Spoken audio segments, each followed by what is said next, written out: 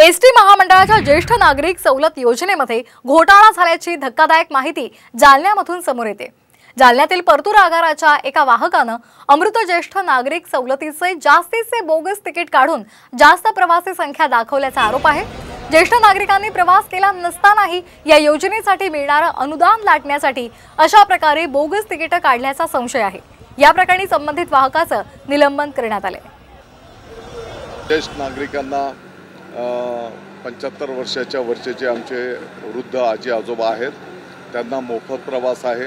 हे जे काही सवलत दिली गेली त्या सवलतीचं जे काही रक्कम आहे ती रक्कम सरकार एसटी महामंडळाला प्रतिपूर्ती करते आणि म्हणून या अतिशय पवित्र योजना आहेत आणि अशा योजनेमध्ये जर कोण चुकीचं काम करत असेल तर त्याच्यावर कठोर कारवाई केली जाईल। एक महत्त्वाची बातमी, बदलापूर रेल्वे स्थानकावरील राडा प्रकरणात आणखी 9 आंदोलकांना अटक झालेली आहे आणि त्यामुळे अटकेतील आंदोलकांचा आकडा आता 26 वर गेलाय।